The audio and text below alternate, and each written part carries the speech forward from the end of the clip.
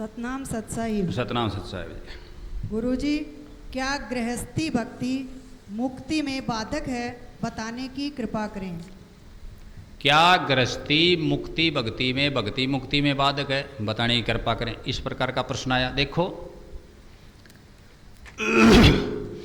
गृहस्थी बाधक नहीं है।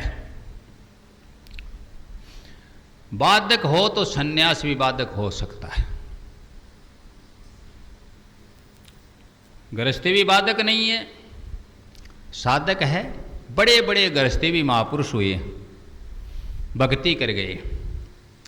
कबीर गृहस्थी था, गुरु रविदास गृहस्थी था, नानक गृहस्थी था, राजा जनक गृहस्थी था, मीराबाई की भी शादी हुई थी। गृहस्थी बाधक नहीं है, गृहस्थ में लिप्त होना बाधक है, आसक्ति बाधक है, गृहस्थी बाधक नहीं है। सन्यास लेने के बाद भी किसी के आसक्ति रह गई,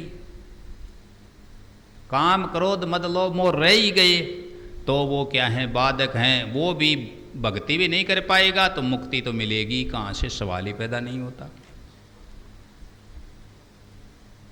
वायु पुराण में यही बात क्लियर की गई है कि 60 सहस्त्र वर्षाणी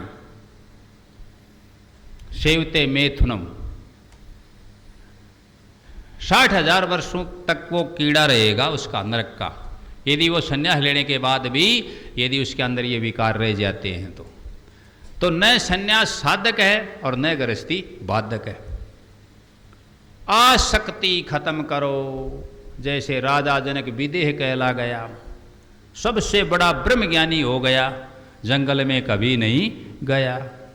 संन्यास घर त्यागने का नाम नहीं है, संन्यास तपस्या करने का नाम नहीं है, संन्यास कोई खाना पीना छोड़ दे उसका नाम नहीं है जी। संन्यास तो मन को रोकने का नाम है कि इन चीज़ों से मैंने क्या ले लिया, अब संन्यास, मेरा मन इन पर जाता नहीं, मेरा मन इनसे निकल गया, या मेरे मन ने इनका क्या कर दिया, परित्याग कर दिया, उसका नाम संन्यास है। संन्यास तन से नहीं होता, संन्यास धन से नहीं होता, संन्यास वन से नहीं होता, तो संन्यास किससे होता है, मन से होता है। किससे होता है, मन से होता है। तो गृहस्थी बाधक भी नहीं है, संन्यास साधक भी नहीं है। कहीं भी किसी भी अवस्था में व्यक्ति हो, चाहे यदि उसका मन पवित्र हो गया, वो भक्ति भी कर सकता है और मुक्ति को भी प्राप्त कर सकता है।